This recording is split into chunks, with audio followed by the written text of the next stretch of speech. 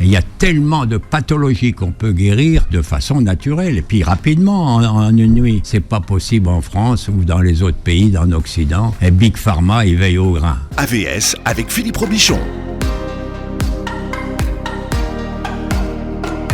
Alors AVS, c'est pour votre santé naturelle, et c'est peut-être la première fois que vous allez entendre à l'heure du déjeuner le docteur Jean-Pierre Willem. Alors autant que je vous le présente. Bonjour Doc. Bonjour. Bon, vous savez que ça fait plaisir de vous voir, vous avez passé de bonnes vacances? Ça a été, ça va, c'est pas terminé, parce que les vieux, on peut aller jusque septembre-octobre. Ça coûte moins cher quand on va en vacances. C'est tous les ans en vacances. Alors je vous présente Docteur Willem, vous êtes le plus beau vieillard de la création. C'est pas moi qui le dis, c'est vous. C'est pas possible. Moi qui batte ma coule pour vous indiquer que je suis humble. Voilà. C'était une plaisanterie. I joke. I joke, monsieur Philippe Robichon. I joke. Je peux m'amuser. On est encore en vacances. Non, je suis d'accord avec ça. Ah bon, ça va alors. Bien. Vous êtes médecin et chirurgien et anthropologue de formation, expert en aromathérapie, fondateur de l'association humanitaire Les Médecins aux Pieds Nus. Vous êtes spécialiste des médecines naturelles et vous êtes l'un des pionniers de la réanimation en ville, à l'origine du SAMU que vous avez inventé en Algérie en 1961. Vous êtes également l'initiateur du concept d'ethnomédecine, qui est la synthèse entre la médecine occidentale et les thérapeutiques traditionnelles et naturelles des différents pays. Bon, vous êtes en train d'écrire vos mémoires, donc, parce que si je commence à raconter tout ce que vous avez fait, ça prendrait toute l'émission. Vous avez rencontré des sommités dans le monde de médical d'ailleurs, docteur. Vous avez rencontré notamment Raoul Follereau, vous avez été le dernier assistant du docteur Albert Schweitzer à Lambaréné. Vous avez connu Jean Valnet, qui est le fondateur de l'aromathérapie moderne, qui vous a donné pas mal de ses ordonnances d'ailleurs. Oui, exact. Parmi les livres que vous avez publiés, il y a 100 ordonnances naturelles pour 100 maladies courantes, qui vient de sortir chez Guy Trédaniel, et puis un livre très utile, les troubles de la thyroïde, aux éditions Dauphin. J'en parle parce que vous avez un coup de gueule à contrôler vos thyroïdes, dont on parlera tout à l'heure. Bien. Et puis vous avez eu de nombreuses conquêtes dans votre vie, mais on a dit qu'on n'en parlerait pas dans cette émission. Peut-être de Sophia Loren ou pas. Qu'est-ce que c'est? Parce qu'il n'y a pas qu'Elisabeth Taylor dans votre vie. Qu'est-ce que c'est cette histoire-là? Comment est-ce que vous vous êtes refusé à Sophia Loren? Il faut quand même que je réponde, que je remplisse le vide. Bon, à un moment donné, vu mon âge, il y a 50 ans, il y avait une actrice vraiment qui débordait de beauté, etc. C'était Sophia Loren. Sophia Loren, tout le monde la connaissait, tout le monde... Bon, elle habitait au 213 Via Appia, j'allais dire à Londres, moi, à Rome. Bon, et alors, ils ont acheté c'était un triplex dans le 16e, et ils sont venus... À Paris, donc. À Paris. Ouais. Donc, elle est venue avec son mari... Ponti. Je crois qu'il s'appelait Carlo Ponti, producteur italien. Ouais. Et puis alors, comme il cherchait quelqu'un pour garder les enfants, qui ait fait un peu de médecine, etc. Et moi, je revenais du Vietnam, pas de boulot et tout, bon, puis quand même rencontrer... on va y aller voir, quoi. Alors, je suis allé voir là-bas, bonjour, même taille que moi. Ah ouais, elle est grande? Ah, une belle plante, hein. Et alors, j'aurais fait une belle affaire pour danser quand même. Hein. On avait la même taille. Bon, enfin, peu importe. Je m'égare. Et alors, donc, ils avaient 2 petits-enfants, Eduardo et je sais plus. Et Carlo Junior, je pense Carlo, il portait le nom du papa. Bon, alors, fallait pas, comme il se déplaçait souvent, puis de temps en temps, il ne voulait pas prendre les enfants, il voulait quelqu'un de sérieux, type même un jeune médecin, etc. Bon, alors, je dis, oui, mais en quoi ça consiste? Ça consiste, vous gérez les 2 enfants pendant une semaine, ou... Mais alors, il faut leur donner à manger, etc. Oui, vous voulez gérer, puis ils sont malades et tout, vous nous appelez et compagnie. Bon, écoutez, j'ai dit, je vais faire ça une semaine, et puis on verra. Bon, mais, les enfants, ils en avaient marre, après 3 omelettes de suite, je savais faire que ça à manger. Et puis les nouilles. Oh mon Dieu. Puis n'était pas bon, mais il y avait quand même le frigo qui était plein. Puis alors il dit, non, je peux plus, faut quand même que je trouve un travail, faut quand même, j'ai fait des études... Et puis on s'est quittés, j'ai embrassé la belle, j'ai salué. En tout bien, tout honneur. Oui, bien sûr. Non, un baiser chrétien. Ouais. Bon, alors, il aurait pu être d'une autre religion. Oui, non, mais c'était en tout bien, tout honneur. Ah oui. Et puis voilà une histoire. Mais vous avez une vie incroyable. J'adore votre vie. Bah oui, mais je sais pas, même moi. Sophia Loren, c'était une des plus belles femmes du monde. C'était. Déjà qu'on vous a laissé dans la jungle avec Elizabeth Taylor, et maintenant on apprend que vous avez fait des omelettes et des pâtes aux enfants de Sophia Loren. Oui, mais ne me faites plus sortir de vedette, etc. C'est la dernière. Non, j'ai dit que je m'arrêtais à Brigitte, et une fois qu'on aura fait Brigitte Bardot, après on passera à autre chose. Ben, je l'ai connue sous un parapluie alors qu'il pleuvait, mais je n'en dirai pas plus. Parce que peut-être qu'elle écoute où on va lui dire il y a Willem qui a parlé de toi, alors là je suis embarqué dans une autre ça peut histoire. faire un chapitre de vos mémoires, ça. Oh non, mais allez, 3 lignes. 3 lignes. Bon. Bien. Alors je vous ai demandé de partager avec nous, parce que c'est quelque chose que vos fans, les auditeurs de Beurre FM, vous demandent souvent, c'est de partager avec eux les trucs santé que vous avez appris, des sommités que vous avez croisées pendant toutes ces vies. Mais vous m'avez dit, avant ça, je voudrais pousser un coup de gueule contre le Levothyrox. Oui, alors, je reçois encore du courrier de gens qui emploient donc du Levothyrox, etc. Maintenant, je les mets à la poubelle. Pourquoi ? Ça fait 10 ans qu'on sait que ce médicament, le thyroxine, ne marche pas.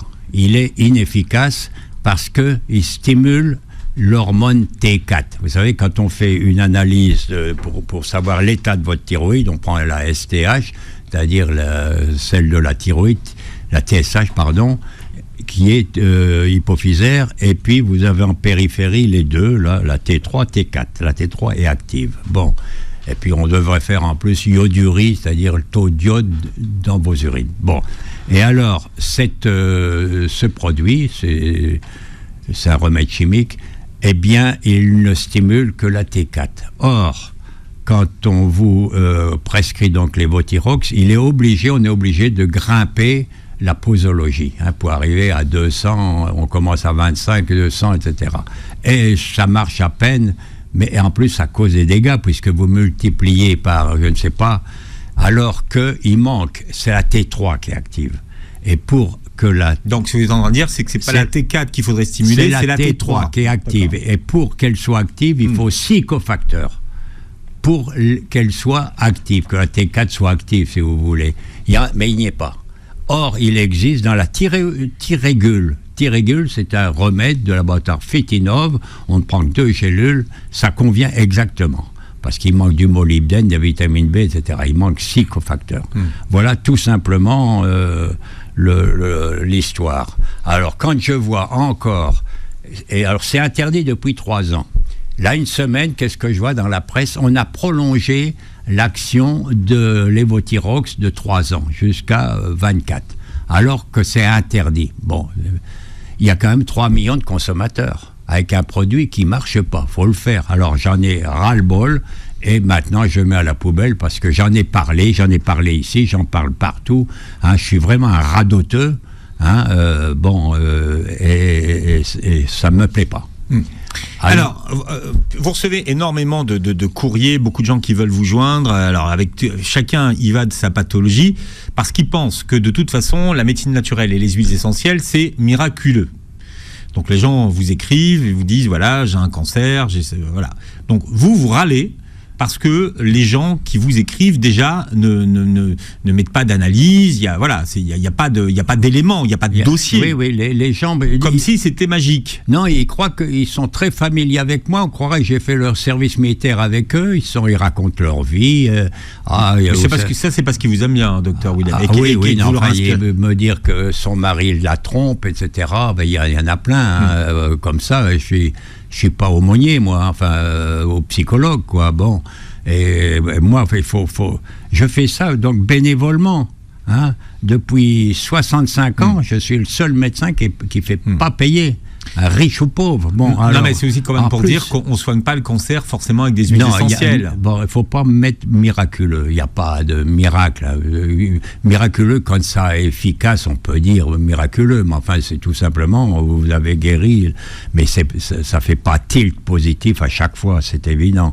Ce qu'il y a, c'est que il faut savoir que tous les produits chimiques, ils ont une efficacité, c'est sûr, mais ils sont iatrogènes. Iatrogènes, ça veut dire ils ont comment on peut appeler ça, des effets secondaires, automatiquement. C'est des produits chimiques, l'organisme ne les reconnaît pas. Ils disent, qu'est-ce que c'est cette histoire-là? On n'a pas eu le temps. Il faut des millénaires pour préparer. Peut-être que dans 2-3 000 ans, vraiment, ils vont prendre du primpéran, ou etc., facilement, quoi. Mais pour l'instant, c'est iatrogène. Bon, qu'on en prenne 3 semaines, ça va. Mais quand vous voyez en psychiatrie que vous soignez les dépressions avec des produits, vous avez des benzodiazépines, au bout de 3 ans, déjà, elles vous engagent au suicide. Il y a la moitié qui se suicide. Pourquoi? Parce que ces produits-là, ils désinhibent l'homme. Par exemple, d'abord, je vous rappelle les suicides. Vous en avez beaucoup chez les paysans, vous en avez beaucoup chez les flics et vous en avez beaucoup chez les jeunes gens. Alors, pourquoi ils se suicident? Ils ne veulent pas se suicider. Un paysan, il a quand même les pieds sur terre, etc. Tout simplement, on les met sous antidépressifs. Et ces produits, ils désinhibent le personnage. Qu'est-ce que ça veut dire, désinhiber? C'est-à-dire qu'on voit en réalité leur état de souffrance, qui est là, qui est révélé vraiment. Alors à partir de là, ils se flinguent, tout simplement. Ils sont désinhibés, faut le savoir. Et alors moi, personnellement, il y a 2 maladies que je n'aime pas soigner, comme beaucoup de médecins, mais les autres ne vont pas vous l'avouer, c'est la dépression et l'éthylisme. Alors la dépression, pourquoi? Parce que souvent, c'est un luxe. Je vais vous expliquer pourquoi. C'est un luxe. Vous avez des gens, ils calent, ils sont mal foutus, etc. On ne s'intéresse pas à eux, etc. Qu'est-ce qu'ils font? Ils tombent en dépression. Comme si les gens vont s'apitoyer sur eux. Alors, parce que j'ai des cas qui viennent me voir, je ne sais pas les soigner, mais je suis très brutal avec. J'ai dit, à midi, tu mets tes pieds sous la table, tu manges. Je lui dis, il y a un frigo qui est plein, tu dors, tu as un lit, etc. Tu te plains de quoi? Ah, ça va pas, etc. Alors donc, tu es déprimé, tu es suivi depuis 3 ans, 4 ans par un psychiatre, etc. Mais finalement, tu peux t'en sortir. Parce qu'on ne va pas s'apitoyer, tu fais le vide. Alors, il y a 3 huiles essentielles, docteur Willem, que vous proposez ou conseillez pour la dépression. C'est vraiment de la haute qualité, parce qu'il y a d'autres produits, évidemment, contre la dépression. Alors, vous avez la Pruche du Canada. C'est quoi la Pruche? La Pruche, c'est une huile essentielle qu'on appelle la Pruche ou Tsuga, bon, peu importe, au Canada, parce que j'allais donner des cours de naturopathie au Canada, donc je connaissais ceux qui fabriquent, et il y en avait un qui m'a expliqué, j'ai dit, il faut les faire venir en Occident, ça remonte à 30 ans, ça vient d'arriver maintenant. Tout le monde se précipite dessus, on n'en trouve plus.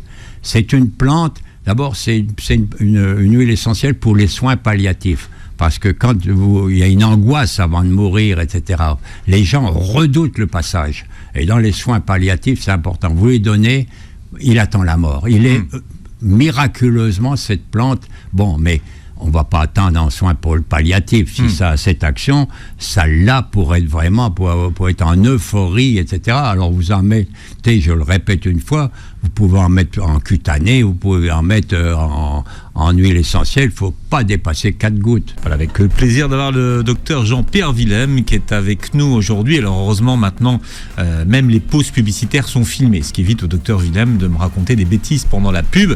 Et je garde tout, docteur Willem, je mettrai tout dans vos mémoires. Tout. Je dirai tout. J'ai un devoir de vérité. On parlait des huiles essentielles à utiliser en cas de dépression. Vous nous avez parlé de la Pruche du Canada, docteur Willem. Il y en a 2 autres. Alors oui, il y en a 2 autres. Vous avez l'encens. L'encens, vous savez, l'encens que dans les églises, etc. L'encens qu'on appelle aussi au Liban. C'est la même histoire. Alors c'est pareil, ça a une action positive. Il y a une joie de vivre, il y a une sérénité. On croirait que vous absorbez de la sérotonine. C'est l'euphorie. Pareil, donc on peut en mettre là sur tout simplement 2 gouttes sur les poignets. Vous pouvez en mettre sur le sternum ou le plexus cardiaque, comme on dit. Vous pouvez en mettre sous la plante des pieds. Et vous pouvez mettre 2 gouttes sur une mie de pain, 2-3 fois par jour. Vous voyez, c'est à vous à moduler suivant l'efficacité que vous attendez, quoi. Alors donc, il y a l'encens. Ça coûte pas cher, et c'est connu, en principe, c'est pour le parfum. Et alors, le 3e que tout le monde connaît, c'est le néroli. Le néroli, c'est l'oranger. L'oranger. Et pourquoi on l'appelle néroli? Tout simplement, c'est une princesse qui s'appelait Nérola au XVIIe siècle. Elle en mettait dans ses gants pour attirer les jeunes gens. Bon, enfin, peu importe, c'est pour la petite histoire. Et alors, le néroli, vous en mettez 3 gouttes sur le sternum et ça a la même efficacité que le Prozac. On l'a évalué, il était évalué entre les deux. Donc, vous voyez, le néroli, l'huile essentielle de néroli, eh bien, donc il y en a, mais il y en a d'autres, mais ça, c'est celle qui immerge les autres. Alors, docteur Willem, c'est peut-être parce que j'ai l'âge, mais je vous ai demandé des conseils santé pour la prostate et des conseils naturels. Ah bon, alors la prostate. Alors, quand je vois que les gens ont une hypertrophie de la prostate, il faut déjà essayer de la faire diminuer. Ça, il y a plein d'huiles essentielles, pas des huiles essentielles, mais vous avez des plantes qui sont connues. Déjà, la courge, ça, vous devez déjà connaître les pépins de courge qui se vendent chez Naturalia, etc. Ou même, vous pouvez les décortiquer. Mais enfin, ça existe maintenant en liquide. Vous avez le prunier d'Afrique, qu'on appelle le Pygeum africanum. Il est bon aussi. C'est sous quelle forme, ça? Ah ben c'est des plantes. C'est des plantes. Vous avez le palmier. Alors, c'est le Sabal cerulata. Et puis, il y a plein de labos. C'est surtout le laboratoire Fenioux. Vous regardez à Fenioux, il les a tous. Il y a Curbiprosta, Pygeum africanum, et vous avez un autre produit qui vient de sortir qui est vraiment, qui vous décongestionne votre... quand vous avez une prostate qui fait 100 grammes, évidemment, puisqu'elle est gonflée, elle bloque, il y a une dysurie automatiquement, donc on le décongestionne. Et alors c'est le Prosa-Zinc, de chez au laboratoire Fenioux. Je rappelle, Fenioux, il est assez connu, et vous avez une boutique de Fenioux, c'est 11 rue d'Aru, dans le 8e, peu importe. Alors, le tout, c'est que les gens, des fois, on leur fait faire une carotte, c'est-à-dire des prélèvements, donc par voie intraveineuse, etc., etc. Mais alors là, vous avez les mêmes conséquences que si on avait retiré la glande. Ouais. Alors, c'est... dysurie, c'est-à-dire vous pissotez, incontinence, et puis le sperme, il sort plus, il reste à l'intérieur. Mais c'est vachement important, parce que l'homme qui voit son sperme ne sort plus, vous savez, on est ancestralement parlant, c'est la progéniture, etc. Enfin, je ne vais pas faire de... Alors, donc, pour éviter ça, vous avez 3, 4, 5, vous les essayez, vous les mettez en rotation, vous en prenez 2 par jour, et à partir de là, déjà, vous le ramenez à 60 grammes, et c'est fini, vous repartez. Alors, il faut faire... ça l'a fait dégonfler, c'est ça? Ça l'a fait dégonfler. Ouais. Alors, si vous embarquez, parce qu'il faut, à partir de 45, 50 ans, il faut aller voir un urologue, et qui fait, malheureusement, un toucher rectal. C'est pas malheureux, enfin, ils le font de moins en moins, les urologues. Ils ont tort. Ils ont tort parce qu'on voit tout au bout du doigt. C'est le meilleur des diagnostics. Et on fait le taux de PSA, quoi. C'est l'hormone de la prostate, quoi. Et alors... C'est qu'on dose le... Oui, on a le taux, on voit déjà si ça dépasse 4. Alors, il y en a qui... Oh, j'ai 25. Oh, putain, vous avez été voir... Non, cours, faut y aller, là. Il est temps d'y aller, etc. Puis on regarde. Et alors, on fait le premier examen des biopsies. Alors, c'est bien beau, les biopsies. Donc, on fait à peu près 10 trous dans la prostate et on fait un prélèvement. Ce qu'il devrait savoir, c'est que dès lors que vous faites une biopsie dans le corps humain, c'est une agression. Et automatiquement, l'organisme fabrique d'autres cellules. Et si vous avez déjà un cancer, et vous savez que c'est une progression qui n'est pas linéaire comme la cellule normale, elle est exponentielle, vous faites éclater votre... Et après, pour avoir le taux de glisone, on dit le taux de glisone, et si ça atteint 7, déjà ça devient agressif. Et après, vous êtes parti pour prendre des hormones femelles, et on n'en finit plus, quoi. Mais avec les hormones femelles, vous pouvez colmater encore. Et voilà, mais je vais refaire un livre parce que ceux ou celles qui sont le plus inquiets la prostate, c'est leur femme. Peut-être qu'il les tracasse ou bien les conversations tournent tout le temps. Alors je vais faire un livre de 150 pages pour expliquer ce qu'il faut faire, ne pas faire. Et je vais être dur avec certains qui préfèrent opérer, et ça coûte plus cher que de préconiser une petite tisane. Hein. Bon, voilà un petit peu, voilà pour la prostate. Bon, et là, et vous verrez que ça va s'améliorer pour vous. Hein. Alors, docteur Willem, vous avez été le dernier assistant du docteur Albert Schweitzer. Aujourd'hui, on a du mal à imaginer à quel point c'était un homme qui était célèbre dans son temps. Oui, c'était l'homme le plus célèbre. C'est fou, hein? Il était célèbre. On ne se rend pas compte aujourd'hui de l'importance qu'il avait, le docteur Albert Schweitzer. Mais surtout aux États-Unis, hein, parce qu'il était protestant, il était financé par... Il y a beaucoup de protestants aux États-Unis, et c'était l'homme le plus célèbre. Et bon, puis alors à un moment donné, moi je vois le film Il est minuit, docteur Schweitzer.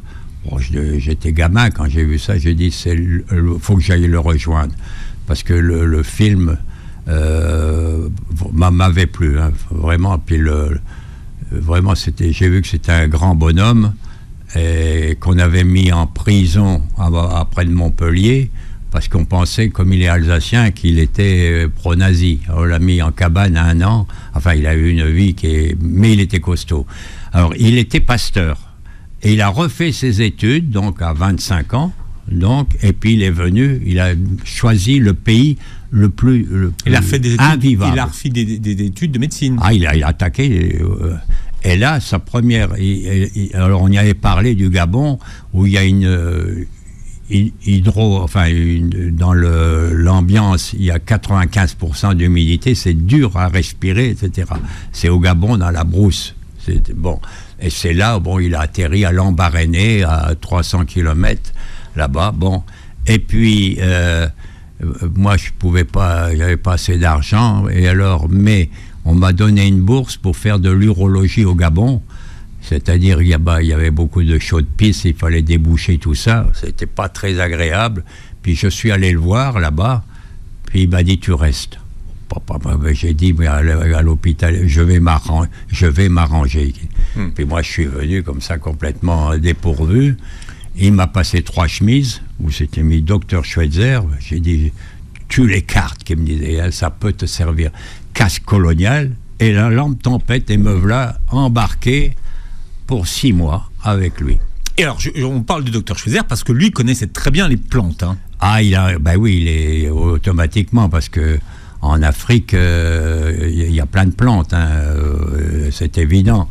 Et il y avait, ce qui m'avait intéressé, c'est qu'il y avait une plante spéciale, c'est-à-dire qu'on appelait Iboga, qui est très connue, Iboga tabernante, qui est très connue là-bas. Et il me dit, les éléphants, quand ils prennent, ils deviennent joyeux, etc. On croirait des folles. Ils sont là. Il dit, bon. Et puis alors, finalement, il dit, on va les rencontrer tous les deux. Alors ce qu'il a fait, c'est qu'il a envoyé un Africain avec l'iboga, donc les racines, etc., qu'ils en avaient pris, puis on est arrivé, de fait, ils faisaient les folles, étaient heureuses, etc. Il y a pas, ils ont un cerveau, pas tout à fait comme nous, mais enfin, il y a les mêmes mécanismes. Bon, j'étais convaincu, et après, je l'ai étudié, la plante, eh bien, elle est... Alors, on en prend les raclures de la racine, et alors on en donne habituellement, donc les habitants, 500 mg, un demi-gramme, donc, et puis ça vous met en ça vous dope, etc. Mais si vous en prenez 1 gramme, vous êtes dans l'hallucination, phénomène hallucinogène. Alors à ce moment-là, quelle est la propriété de l'ibogaïne et de la tabernantine, qui sont 2 alcaloïdes? Eh bien, tout simplement, quand vous êtes cocaïnomane, héroïnomane, elles prennent la place des récepteurs de ces de ces gens. Et alors, c'est fini, ils ne sont plus addicts à la cocaïne, et ça a été vérifié, on le connaît. Mais alors, moi j'ai dit, puisque surtout actuellement, avec la drogue, etc., qui crée des malheurs, on n'en finit pas, La solution est là. Ah, on m'a dit non, mais c'est un stupéfiant. Ben, stupéfiant ou pas, on s'en fiche. Le tout, c'est que les gens, c'est fini. Ils veulent plus d'héroïne, ils veulent plus de cocaïne. Là, les gens qui m'écoutent se disent, mais c'est irréel ce qu'il est en train de nous raconter. Non, c'est pas irréel, c'est authentique. Et alors, pourquoi on est, au lieu de les envoyer dans des maisons spéciaux avec des produits, des succétanés en guise de placement, etc.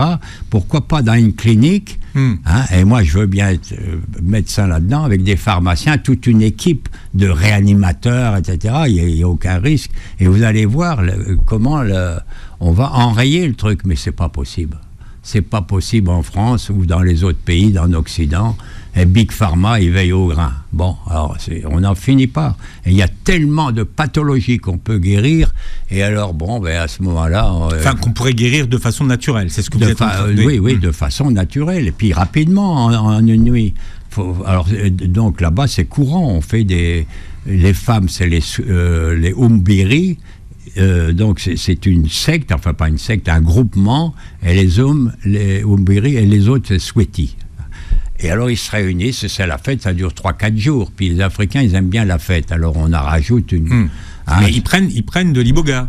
Ils prennent de l'iboga, évidemment, comme, je sais pas, comme ici, les gens prennent de la cocaïne, quoi. Mais ça n'a pas les mêmes effets, ils sont sages, et puis ils restent à 1 milligramme, quoi.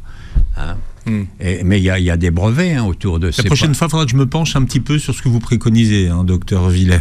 Ah non, moi j'ai essayé une fois. Vous avez pris de l'iboga ? Non, pas iboga. J'ai pris une autre que l'on donne, un produit spécial qu'on donne aux chirurgiens. J'ai essayé ça pas 2 fois. J'ai été aliéné pendant 5 heures. Le temps que j'ai pris ce truc-là, j'ai fait une raie comme tout le monde, vous voyez. La dernière fois, c'était épouvantable. Docteur Jean-Pierre Willem est avec nous. Alors, je rappelle que vous avez écrit, Doc, 100 ordonnances naturelles pour 100 maladies courantes aux éditions Très Daniel, c'est un de vos best-sellers. On va parler un petit peu de libido qu'on peut prendre en charge grâce aux plantes. Ok. Bon, est-ce que vous connaissez le sildenafil ? Le sildenafil. Alors, moi, j'ai arrêté d'en prendre pour des tas de raisons. Bon, parce que vous ne pouviez pas payer la visite chez le cardiologue. C'est ça, oui. Alors, c'est le Viagra. C'est le sildenafil. Ben évidemment, c'est le Viagra. Mais enfin, il y a un générique qui coûte moins cher. Hein. Bon, enfin, peu Alors, nous, ici, sans trahir un secret, il y a Faudil Belhamri qui réalise cette émission, qui nous fait venir du Viagra d'Algérie.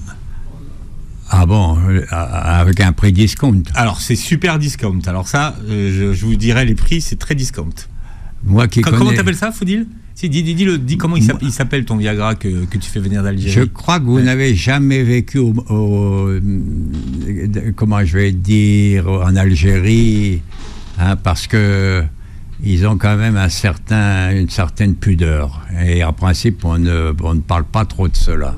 Oui, mais alors ça c'était de votre temps en 60, quand vous êtes arrivé en Algérie, je peux vous dire. Oui, enfin il y a toujours des écarts, etc. Le tout, vous faites pas ça en public, vous faites ça entre copains et comme tout le monde. C'est des hommes comme tout le monde, hein. Même les Chinois, que je connais, je connais un peu tous les. C'est pour ça que j'ai fait anthropologie du reste. Tous, on y revient toujours. La base, c'est ça. Bon, alors le Viagra. Alors oui, ouais. Alors donc voilà, le Viagra, je ne vous le conseille pas parce que vous pouvez... d'abord, il faut une ordonnance qui signifie que vous êtes allé chez le cardiologue et qu'il a fait un électrocardiogramme et que vous pouvez en consommer. Autrement dit, il peut y avoir des altérations au niveau cardiaque. Surtout, faut voir si vous faites ça avec mémé, avec votre épouse. Bon, mais quand c'est une jeune et tout, vous voulez faire des démonstrations, vous pouvez y laisser la peau. Bon, et il y a mieux. Non, mais aujourd'hui, les gens qui consomment du Viagra, je peux vous dire qu'ils se procurent sur Internet ou par des moyens détournés, je peux vous assurer qu'ils ne vont pas chez le cardiologue, docteur. Ils ont tort, oui, mais déjà le cœur, il est déjà fragile avec toutes les mauvaises nourritures qu'on prend, etc. Bon, c'est leur problème. Bon.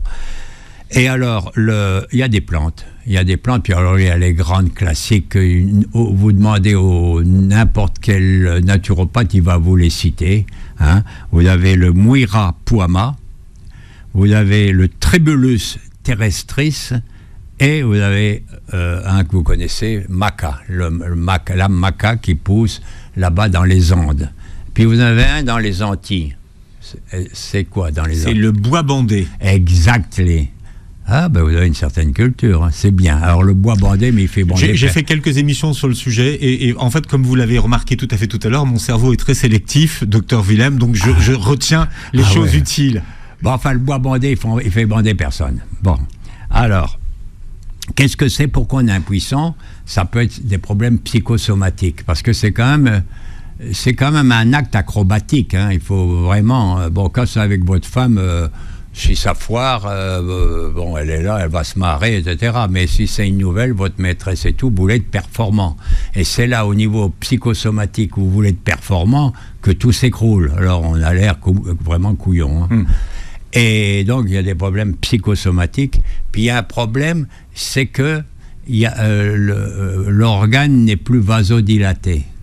Il y a un problème de vasodilatation. Donc, il faudrait prendre des produits vasodilatateurs, à telle enseigne que ceux qui sont complètement impuissants, on leur injecte, ils s'injectent eux-mêmes. C'est quand même c'est quand même un acte intime, etc. Je vois pas, bon. Et voilà l'histoire. Mais vous avez aussi la gémothérapie, c'est-à-dire les bourgeons. Vous avez le prunier. Le prunier... par contre, je me demande si c'est pas macéré dans l'alcool, la gémothérapie. Si. Oui, non, je dis ça pour comme ceux la qui... teinture mère. Je dis pour ceux qui prennent pas d'alcool. Hein. Alors, vous avez l'amandier qu'on appelle le Prunus amygdalus, qu'on prend en bourgeon macérat glycériné. En principe, on donne 2 fois 40 gouttes. On achète ça sous forme de flacon de 125. Et vous avez aussi le séquoia.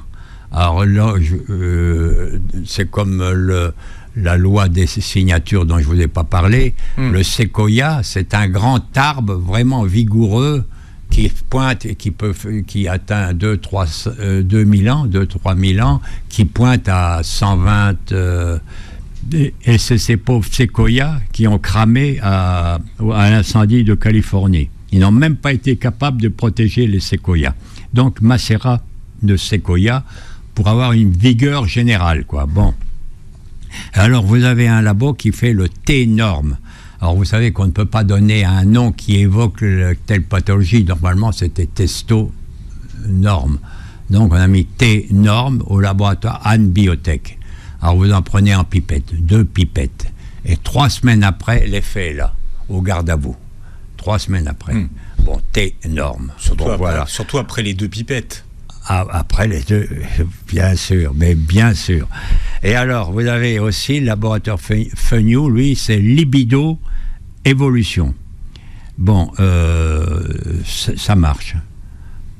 Ça marche, pas de problème. Et alors, évidemment, comme vous m'avez mis que j'étais spécialiste des huiles essentielles à chaque fois, là où je vais, tu n'aurais pas des petites huiles essentielles, je vous en ai quand même trouvé. Hein. Vous avez la cannelle. La cannelle. Qui est vraiment bon, on en met, j'en ai mis hier dans mon dessert, cannelle, je ne sais plus pourquoi. Il y a le gingembre, et puis vous avez le bois de siam. Tout ça en huile essentielle. Hein. Ouais. En huile essentielle, voilà donc. Et puis alors, pour ceux vraiment qui ont des gros problèmes, parce que tout s'effondre quand vous n'avez plus de cartouches, tout s'effondre. Alors je vous renvoie toujours dans mon livre, dans les 100 ordonnances naturelles pour les 100 maladies. Et vous avez tout dans le chapitre. Il y a un chapitre. Troubles de l'érection. Voilà. Bien, on va parler des troubles du sommeil. Sans transition aucune, et c'est des questions qui reviennent souvent, que les auditeurs nous posent souvent, docteur Willem. Très compliqué quand on n'arrive pas à s'endormir ou qu'on se réveille en pleine nuit. Je pense que ceux qui ont un sommeil de qualité ne savent pas à quel point ils sont heureux de pouvoir dormir. Ça, c'est exact. Alors que le sommeil, c'est incontournable. Si vous n'avez pas le sommeil, pourquoi? Un bon sommeil, vous savez qu'il y a plusieurs longueurs d'onde suivant la phase paradoxale avec les rêves, etc. Bon, mais si je veux simplifier, résumer, ça vous répare vos synapses. Ça vous répare vos synapses. C'est quoi les synapses? Synapses, c'est les communications des neurones. Donc vous avez les tiges qu'on appelle les neurones, et puis vous avez des dendrites. Et alors ça fleurit, ça fait passer le message, si vous voulez. Donc ça les répare avec les neurones. Bon, parce que souvent, il y a un brouillard mental. Pour ceux qui ont du mal à dormir, je dis brouillard, c'est une métaphore que je prends, et ça remet de l'ordre. Et alors on dit classiquement, par exemple, quand on était écolier, on coinçait sur une formule et on n'arrivait pas à résoudre. Et le lendemain, elle était résolue. Vous avez déjà entendu cette histoire-là, que tout s'éclaire pendant la nuit. Dès lors qu'il y a un bon sommeil. Alors, le bon produit actuel que l'on connaît maintenant, c'est la mélatonine. La mélatonine, donc 5 gouttes. Il faut pas dépasser 2 nanogrammes. Bon, mais ce qu'on vous dit pas, pourquoi ils insistent? Parce que si vous prenez 10, c'est un antalgique du niveau de l'opium. Mais je vous le dis quand même, presque de la morphine. C'est un gros antalgique. Je vois pas pourquoi vous pourriez pas en profiter comme tout le monde. Donc la mélatonine. Mais la mélatonine, c'est l'hormone du sommeil. C'est l'hormone du sommeil. Mais oui, mais donc l'industrie pharmaceutique, faut quand même donner qu'est-ce que ça soigne, quoi. Hein. Alors donc c'est quand même intéressant à connaître. Puis alors vous avez actuellement toutes les pharmacies, pas les pharmacies, les labos, ils mettent du CBD. Vous connaissez un peu le CBD? Le CBD, oui. Hein, c'est à la mode, donc on en met 4 gouttes, 2 fois 4 gouttes sous la langue. Déjà, ça vous relaxe. Et vous avez carrément des plantes, des compléments alimentaires comme Endormil, etc., dans lesquels vous retrouvez la mélatonine. Voilà, grosso modo. Alors, vous avez aussi, ça doit être chez Fenjou, Morphea. Donc, c'est simple à comprendre. Comme son nom l'indique... Comme son nom l'indique, ça doit pour tomber dans les bras de Morphée. Voilà, de Morphée. Alors, vous avez 2 catégories d'insomnie à l'insomnie de départ. Pas moyen que ça démarre. Bon, alors on en prend 2 gélules au dîner.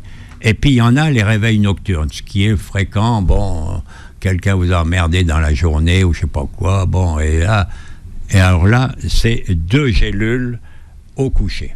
Voilà déjà, donc je vous en donne Morphea. Et puis Endormil, c'est le laboratoire Copmed. Voilà, grosso modo, vous avez de quoi dormir. Mais ne vous endormez pas, vous savez si vous allez dormir ou pas, il faut que vous soyez relaxé. Et il faut que la tempe, etc., relaxe, une méditation, sinon vous n'y arriverez pas. Il faut déjà que votre visage, vous le reposez. Hein, il y a plein de techniques où vous écoutez une petite musique avant, parce que surtout si vous avez vu, je sais pas quoi, un film de guerre avant et tout ça, il y a une turbulence dans le cerveau, il faut rassurer votre cerveau. Voilà, grosso modo. C'est facile à dire, vous me direz, mais enfin, c'est des petits conseils. Docteur Jean-Pierre Willem qui partage ses trucs naturels de santé sur Beurre FM. Je vous ai demandé de blancher sur Alzheimer. Tout le monde est en train de vous piquer tous vos trucs, docteur. Ouais.